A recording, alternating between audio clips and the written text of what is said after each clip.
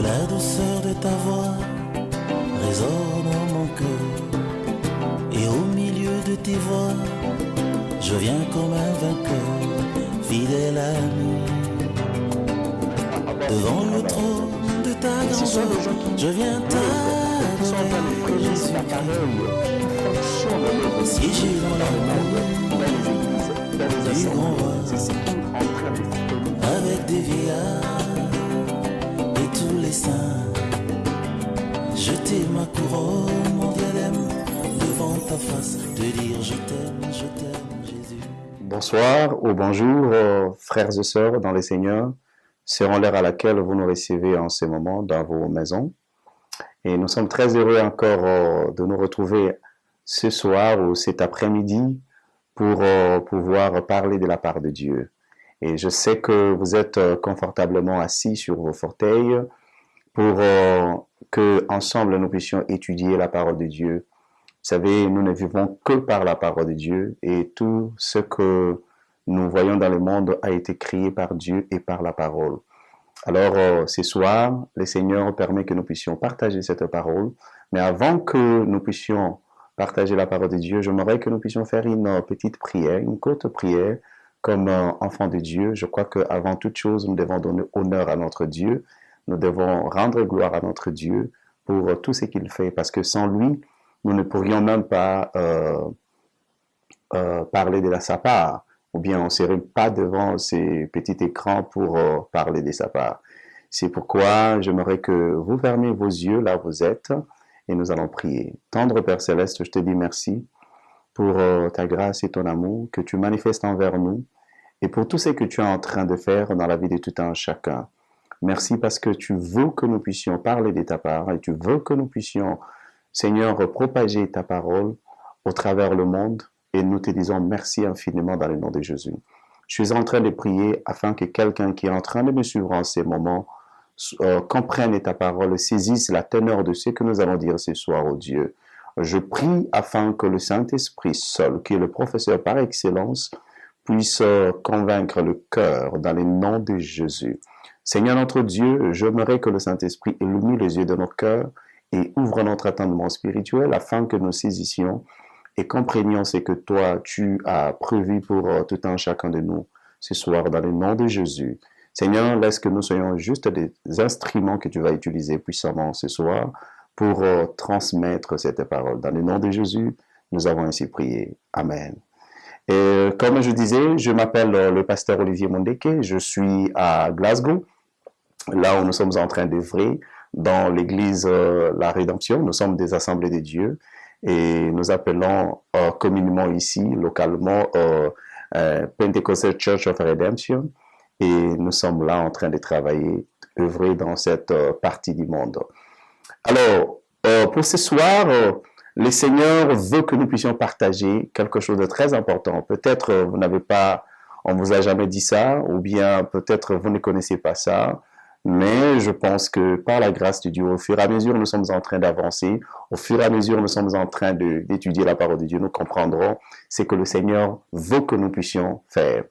Alors le thème de ce soir, c'est un long thème que nous allons partager pendant un bon bout de temps et nous allons aller petit à petit, selon la mesure de la grâce que le Seigneur nous accorde, petit à petit jusqu'à ce que nous allons finir cet enseignement. C'est un long enseignement et qui est tellement riche pour la vie de tout un chacun, tous les enfants de Dieu, et pourquoi pas pour tous ceux qu'on appelle communément païens, parce que nous sommes tous créés par Dieu et nous avons l'importance aux yeux de Dieu. Le thème, c'est sauver pour servir Dieu.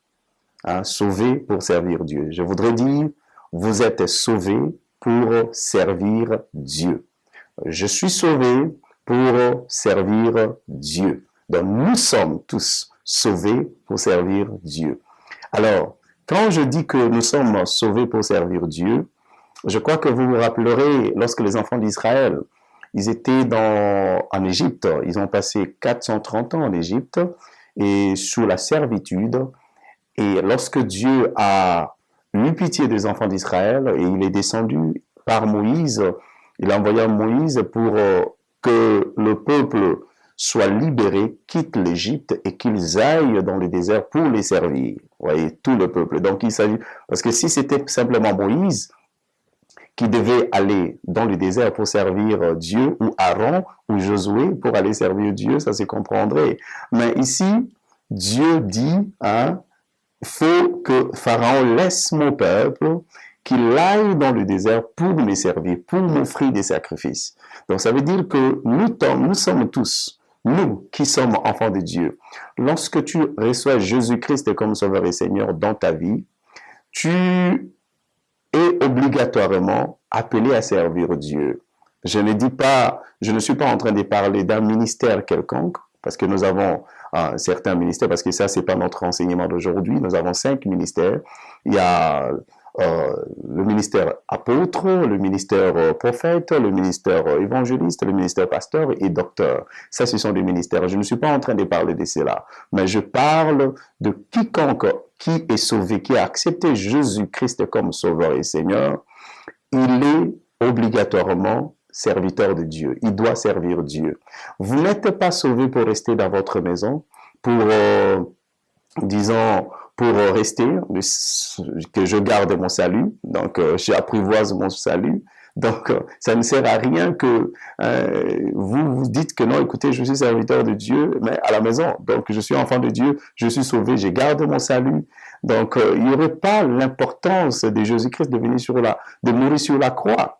Alors, si Jésus est mort sur la croix, c'est pour nous sauver et pour que nous puissions aussi servir Dieu. C'est pourquoi, mes bien-aimés dans le Seigneur, j'aimerais que nous tous, nous puissions comprendre cette histoire, ce que nous allons partager aujourd'hui. Vous êtes sauvés pour servir Dieu. Je suis sauvé pour servir Dieu. Alors, il ne doit pas avoir dans la maison de Dieu, ou bien dans un groupe de prière, ou dans une église, de gens qui soient simplement, qui sont là simplement en train de regarder les autres faire. Non, il ne doit pas avoir des gens comme ça. Mais tous, nous devons. C'est-à-dire que dans l'Église, il y a plusieurs départements aussi. Il y a le département de la jeunesse, l'intercession, l'évangélisation. Il y a le partenariat, et le partenaire pour Christ. Il y a l'encadrement, il y a l'affermissement. Il y a plusieurs choses qu'on peut faire dans la maison de Dieu. Quand quelqu'un est sauvé, il doit faire quelque chose. C'est pourquoi, avant que nous puissions commencer, nous allons d'abord lire un certain nombre de versets bibliques. J'aimerais lire avec vous 2 versets bibliques. Premièrement, j'aimerais lire dans le livre de 1 Pierre, chapitre 2e, et nous allons lire le verset 9 et le verset 10. Dans le livre de 1 Pierre, excusez-moi parce que je vais lire la parole de Dieu ici. 1 Pierre, chapitre 2, le verset 9 et le verset 10. Écoutez ce que la Bible dit. Vous, au contraire, vous êtes une race élue, un sacerdoce royal, une nation sainte, un peuple acquis, afin que vous annonciez le vertu de celui qui vous a appelé, de ténèbres à son admirable lumière. Vous, qui autrefois n'étiez pas un peuple, qui n'étiez pas un peuple, et qui maintenant êtes le peuple de Dieu, vous qui n'aviez pas obtenu miséricorde, et qui maintenant avez obtenu miséricorde. Mais bien aimés, vous allez remarquer que dans le verset 9, on dit, vous au contraire, vous êtes une race élue. Vous êtes une race élue, un sacerdoce royal. Quand on parle de sacerdoce royal, c'est qu'on dit en anglais priesthood, c'est-à-dire priesthood plutôt, c'est-à-dire vous êtes un royaume des sacrificateurs, un royaume, vous êtes un royaume des sacrificateurs. Un royaume des sacrificateurs, un royaume c'est grand. Oui, un royaume c'est grand. Vous êtes tous des serviteurs de Dieu.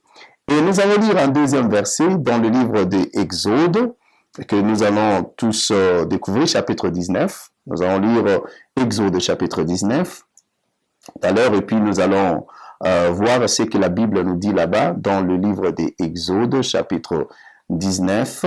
Comme je suis en train d'utiliser la Bible ici, nous allons voir cela, nous allons lire le verset 5 et le verset 6 et le verset 6 simplement. Vous serez pour moi, je commence au verset 5. Maintenant, si vous écoutez ma voix et si vous gardez mes alliances, vous m'appartiendrez entre tout le peuple, car toute la terre est à moi. Vous serez pour moi un royaume de sacrificateurs et une nation sainte. Voilà les paroles que tu diras aux enfants d'Israël. Ici, Dieu dit, maintenant, si vous écoutez ma voix et si vous gardez mon alliance, vous m'appartiendrez entre tout le peuple, car toute la terre est à moi, et vous serez pour moi un royaume des sacrificateurs. Vous voyez, nous sommes tous un royaume des sacrificateurs. Donc, il n'y a aucune personne qui peut dire que non, moi je ne suis pas un sacrificateur. Nous sommes tous des sacrificateurs. Je ne suis pas en train de parler de sacrificateurs entre guillemets, mais je suis en train de parler de ceux qui ont accepté Jésus-Christ comme Sauveur et Seigneur. Et tous ceux qui ont accepté Jésus-Christ comme Sauveur et Seigneur, ils sont des serviteurs de Dieu. Vous êtes serviteurs de Dieu parce que vous avez cru au Seigneur Jésus-Christ. Dieu vous a appelé pour les servir. Dieu m'a appelé pour les servir. Il a appelé tout le monde. C'est-à-dire, dès l'instant où tu acceptes Jésus-Christ dans ta vie, comme Sauveur et Seigneur, mon frère, tu es un enfant de Dieu et tu es serviteur de Dieu. Nous sommes sauvés pour servir Dieu. Mais nous allons remarquer, avant que je continue avec notre enseignement, avant même d'étamer le premier point, nous allons étudier un certain nombre de personnes que nous voyons dans les églises. Alors, ces genres de personnes ne doivent pas exister dans les églises. Il ne doit pas avoir ces catégories de personnes dans l'église. Il ne doit pas avoir. Nous avons au total 6 catégories de personnes dans les églises qui sont en train de bloquer l'appareil qui fonctionne l'église, qui sont en train de bloquer l'avancement, la propagation de l'évangile, qui sont en train de bloquer que les choses de Dieu aillent de l'avant. Ces catégories de personnes sont dans les églises, mais ils se disent enfants de Dieu. Ils se disent qu'ils sont sauvés. Mais quand quelqu'un est sauvé, comme je le dis au départ, vous êtes sauvé pour servir. Vous n'êtes pas sauvé pour rester chez vous à la maison. Ça ne sert à rien que je suis sauvé, je garde mon salut à la maison pour moi-même. Je dis, je suis sauvé, je commence à prier, je garde là-bas, je travaille à mon salut, etc. Non. Quand vous êtes servi, vous êtes sauvé, vous devez aussi aller. Aller, c'est que Jésus-Christ a dit, allez faire de toutes les nations des disciples. Vous devez faire des disciples. Vous devez enseigner. Vous devez, c'est-à-dire que faire en sorte que tous ceux qui ne sont pas encore enfants de Dieu croient au Seigneur Jésus-Christ. Vous êtes serviteurs. Alors, nous allons étudier 7 catégories de personnes. Première catégorie de personnes qui sont dans les églises actuellement, ce sont des gens que j'appelle, qui sont là à l'église et que j'appelle les spectateurs. Ils sont à l'église. Qui sont les spectateurs? Les spectateurs, ce sont ceux qui vous regardent faire l'œuvre de Dieu. Ils applaudissent quand vous faites bien et ils critiquent quand vous faites mal, quand vous faites des erreurs. Mais eux-mêmes, ils ne font absolument rien. Ils se plaisent dans leur état. Ils se plaisent dans cet état-là. C'est-à-dire, les spectateurs, ce sont des gens qui vous regardent faire l'œuvre de Dieu. Ils sont là, ils regardent, et ils applaudissent quand vous faites mal, et quand vous faites bien, ils critiquent quand vous faites des erreurs. Nous prenons l'exemple des spectateurs dans le terrain de football. Vous voyez, un joueur peut prendre le ballon. Il est en train de courir avec le ballon. Il arrive à côté du poteau. Il veut tirer maintenant. Il rate son tir. Et puis, les spectateurs sont là. Ils sont en train de crier. Il y en a d'autres qui insultent. Il y en a d'autres qui disent, si c'était moi, j'allais marquer. Mais pourtant, il ne sait pas comment les choses se passent sur le terrain. Il ne sait pas comment est difficile de prendre le ballon, de dribbler un adversaire et puis pour aller marquer le but. Ou bien, il y a peut-être vous avez fait un faux pas en voulant tirer comme ça et la balle va de l'autre côté ou bien ça part en haut ou bien ça part à côté. Alors, les spectateurs, ce sont des gens qui sont très dangereux. Ils sont là simplement, ils ne font absolument rien. Ils se plaisent dans leur état des choses. Ils sont là, ils ne font rien. Eux-mêmes, ils ne font rien, mais ils critiquent quand vous faites des erreurs. Ils sont là simplement pour critiquer. Ils applaudissent quand vous faites bien. Ils peuvent vous applaudir, ils peuvent vous élever en dignité quand vous faites bien, mais quand vous faites mal, ils critiquent et même ils ne font rien. Et pourtant, à l'église, il ne doit pas avoir, quand quelqu'un est sauvé, il ne doit pas se mettre dans le rang des spectateurs. Non.